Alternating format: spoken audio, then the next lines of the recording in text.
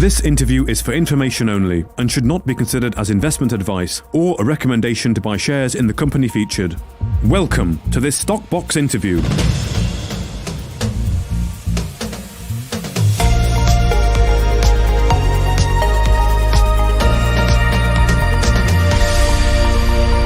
Joining us today is Ben Turney, the CEO of Kavango Resources. Hello, Ben. Welcome back. How are you doing? I'm very good, thanks, Mark. Thanks for having me today. Good to be talking to you, Ben. Before we get into some of the news that's come out today about the Great Red Spot, could you just bring us up to speed on what's generally happening with Kavango?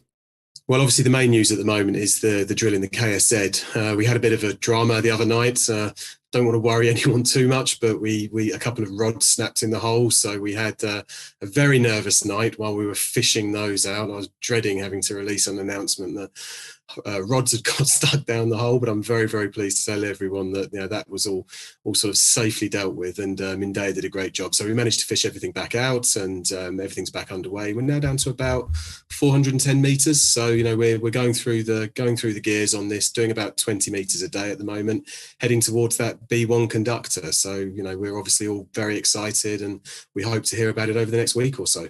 Okay, good. Well, I'm pleased that the rods, you were able to retrieve them and it didn't scupper your drilling plans too much. So the drilling going well then so far at B1?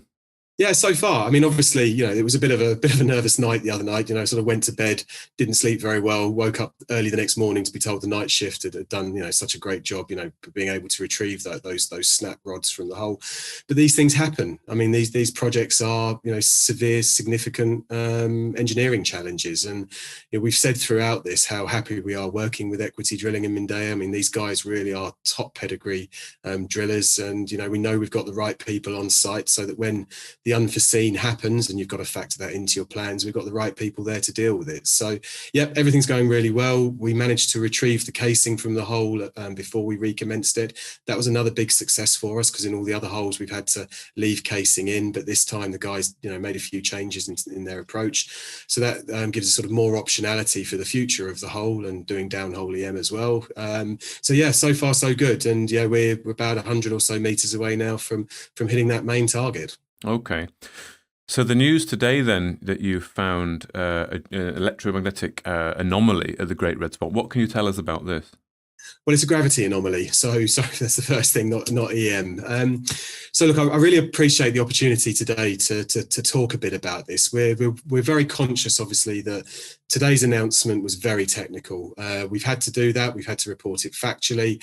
We're not providing sort of additional interpretation at this stage. That's a conscious decision. We've got more work that we need to do, but we do think that this line of investigation that we're pursuing at the moment could prove to be a significant one. So what I wanted to do today, Mark, was just talk with some of these slides that we've got prepared, just talk through a bit about what it is we're actually looking at so far, and then what the next steps are, just to help put into a bit of context so that people can understand exactly what it is we're doing. Because to be completely honest, as I mentioned in my quote, we did not set out with this as our exploration target. This is very much Kavango reacting to data that we've gathered from the field, and in particular that last hole that we drilled.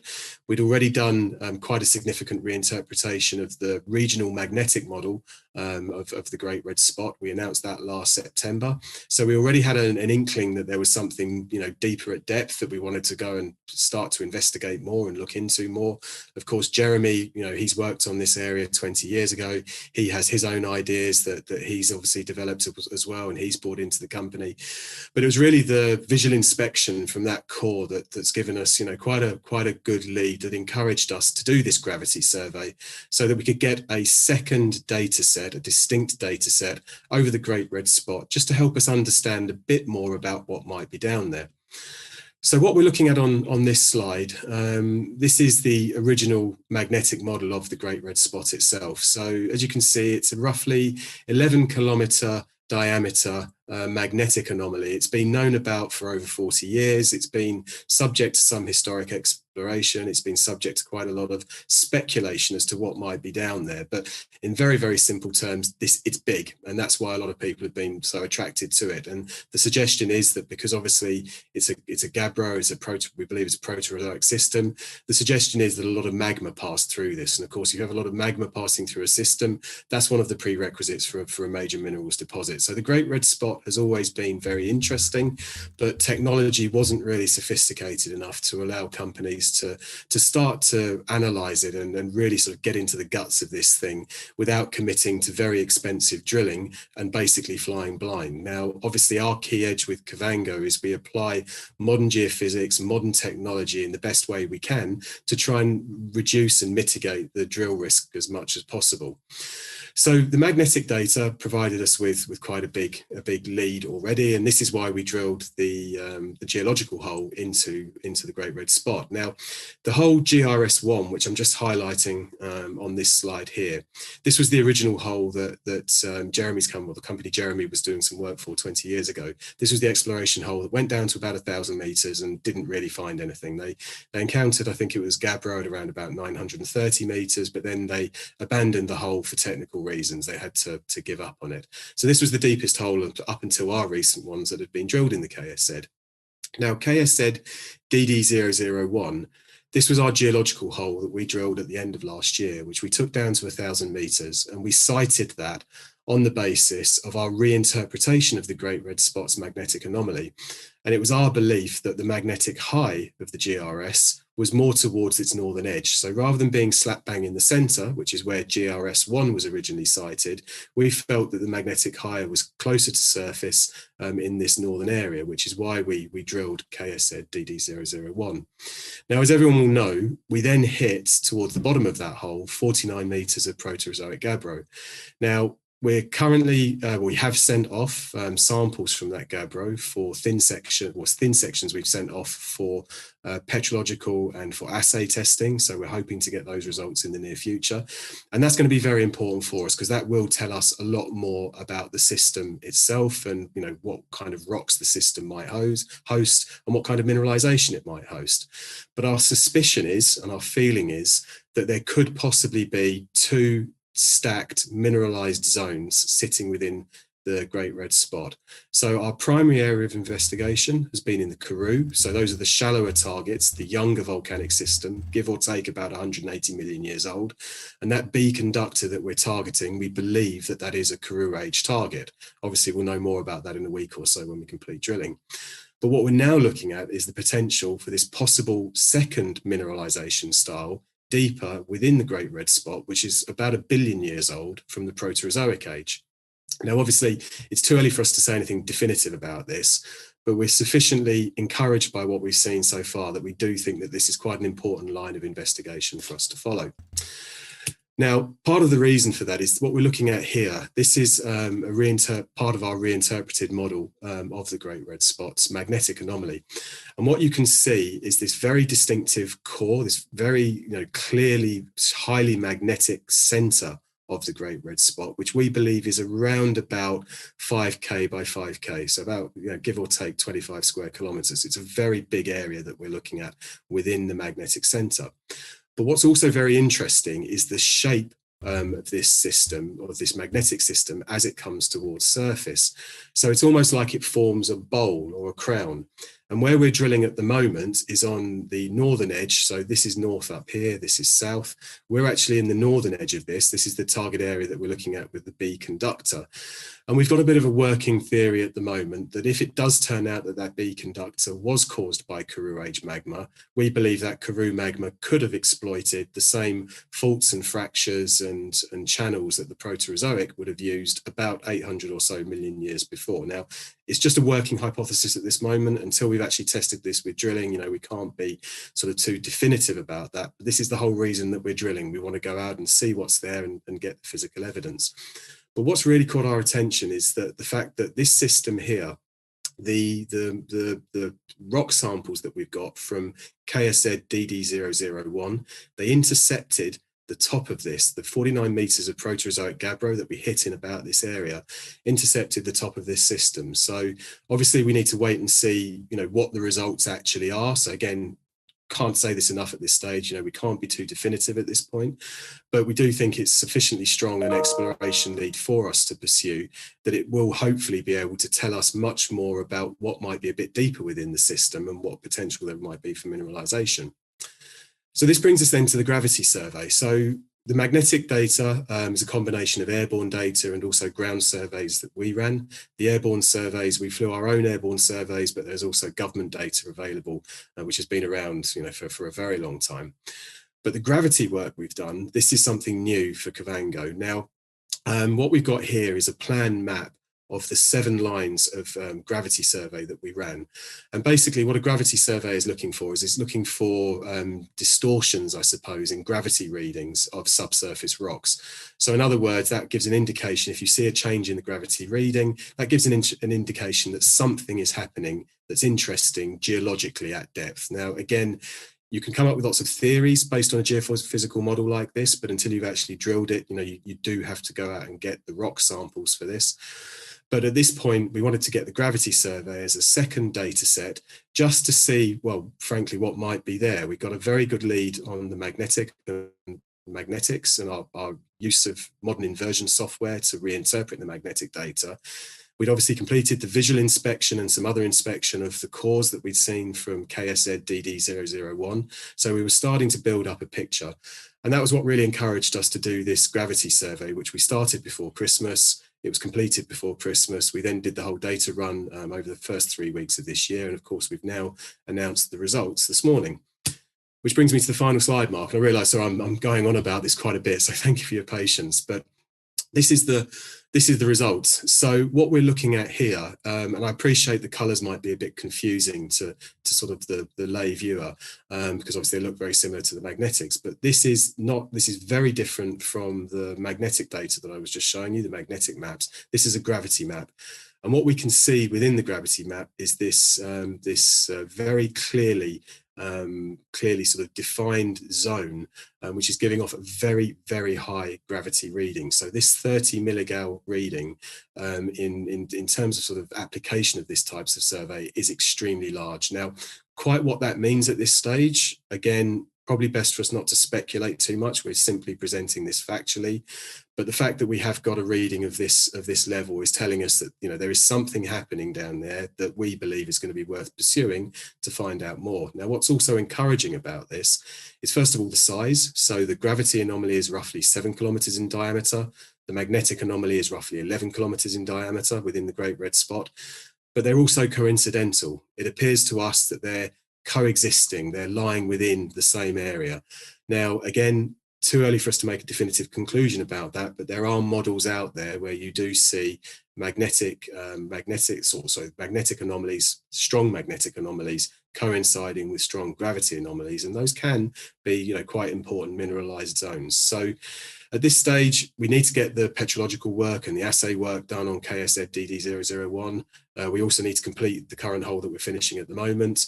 But in terms of sort of line of investigation, this really is looking very interesting. And what we're now moving to are what are called AMT surveys. And what we're hoping with the AMT surveys is that the lines are being cut at the moment. And when we run those surveys over this same area, that will provide us with a third distinct data set that we're hoping will give us a much clearer and sharper definition of what the targets might look like, and possibly even provide us with enough data so that we can look at them from a 3D perspective. Now, if that data aligns with the magnetic and with the gravity data, well, then we really have got something that's looking, you know, really quite exciting. So there's still a lot to play for. There's still a lot of work for us to do. But at this stage, we are feeling pretty good about this one, not least we weren't looking for this in the first place. So this has taken us down a very sort of unexpected, but we think quite positive direction. Okay. So the current holes, then, one is awaiting results and one is still being drilled. Would they help you to understand a bit more about what's going on? Could you expect to see sulfides in there or evidence of that might help you understand what's going on? Yeah, exactly. So with the first hole that we drilled in this area in the Great Red Spot, the geological hole that went down to 1,000 meters and went down to about this area, yeah, it's exactly that, Mark. That we're looking to get the thin sections in the samples are already with two labs, so they're being tested by two separate labs, one for assay testing, one for the petrological work. So it's with the people who are running those tests for us now. That's obviously physical evidence that we hope will give us clear indications as to what might be going on within the system. So yeah, we think that will have quite an influence on us, but at the same time, it might not at this stage. I mean, we've already got this pretty compelling geophysical model and data that we're pulling together, and obviously with the AMT surveys that we're looking to run, we're very hopeful that we might get some good results there as well. And if we have that, the whole thing is it's difficult to predict exactly how this will play out. But yeah, I think overall my hope is that the physical work, the physical testing, will provide us with further useful indicators. Okay. And on the gravity survey, then, would it not have made more sense to have done that prior to drilling? Well, we didn't know.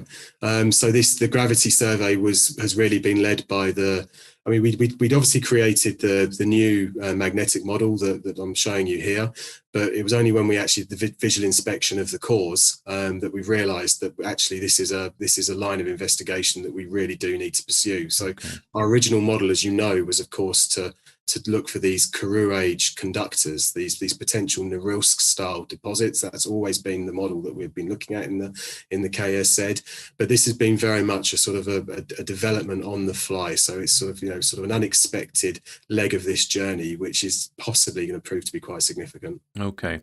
And is it too early to plan future drilling targets? I mean, is it too obvious to say, looking at that gravity survey, you just go straight in the middle of where the high is, the pink?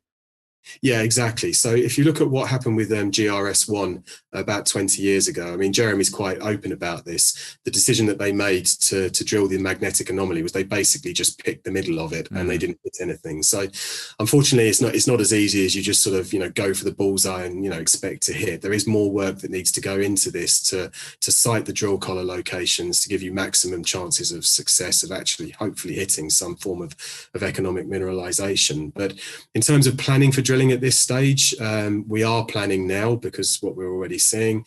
Obviously, we're not going to rush into it. The current drill rig that we're using, we're taking down to Dittow as soon as we finish the current hole.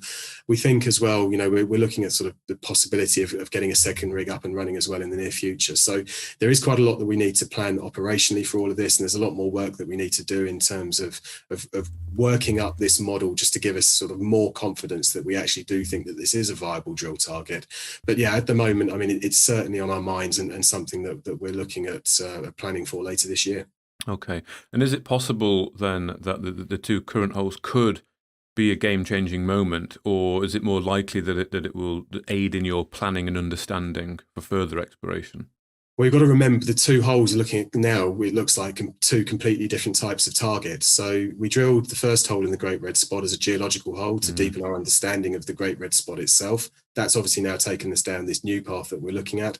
Whereas the hole that we're drilling now, this is very much part of the original strategy, looking for these copper nickel sulfide deposits that we think are Karoo age, these magmatic sulfides. I mean, obviously, this 11,000 Siemens conductor that's cross-formational, we've got a high level of hope, high level of expectation for that. But until we've actually drilled it, we're not going to know. If that does turn out to be a discovery, then of course that's going to be a game changer in its own right. But, we're 100 or so meters away from it, and we've just simply got to wait and see what's there. Okay. And is there any indication from these surveys then what it could be, or is it just that there is clearly a huge something there, anomaly? Well, the honest answer is that yes, of course there is. I mean, we've got an idea that we're working up. It's an idea that at the moment we're a little hesitant to talk about too much publicly, just simply because we don't want to set expectations and then find that this idea falls over with one of the next stages. So, do want to urge some caution with all of this. I mean, we're obligated to report to the market factually as there are developments within the company. But yeah, there is a path that we are looking to go down at this stage. We need to do a bit more work before we actually hang our hats on this one, but we're not that far off, I don't think. Okay. And I have heard this word mentioned by you and John, a few times, just this word interesting, which, can be perceived as good and bad, I suppose, or just neutral. I mean, is that the best way to describe it? I mean, I know it's virgin ground, isn't it, that you're exploring here? So I don't know if you can elaborate on what you mean by interesting. What do you mean by interesting? Well, I mean, we're here to make commercial discoveries. This isn't an academic project. Interesting. I mean, obviously the word exciting is thrown around all the time, and I've got to be honest, I have days of incredible excitement. I've got days of incredible fear and nervousness. Certainly the other night when the rods got stuck down the hole, that was not a particularly pleasant experience. But no, I mean, I think at this stage, interesting is the right word. We all just need to stay calm. We need to stay grounded. I mean, obviously, if we do hit, it would be incredible.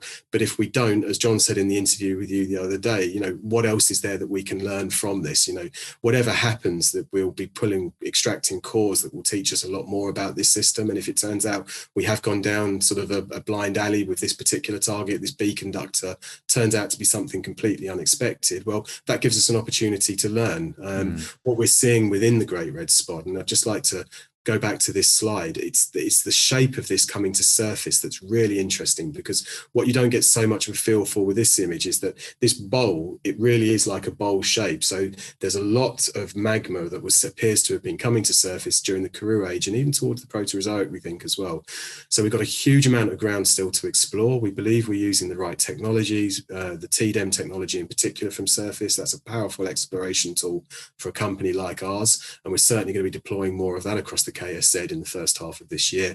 But we believe we've also got the right people as well. So we've got the internal skills, the internal capacity, plus also the external consultants that we've brought in. So at this stage, I'm going to, interesting means just interesting. Let's all just stay calm and see what the result is in a week or so's time. Okay, good. Just a final question. You mentioned this two stacked mineralized zones. Is that where you're getting that from, this kind of bowl shape?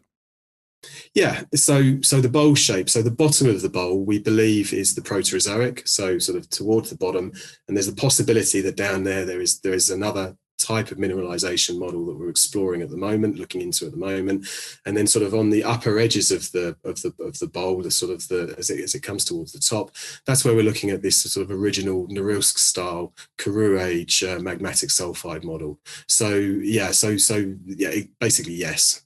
Okay. And just on the other target area at the KSZ, has anything developed on that front?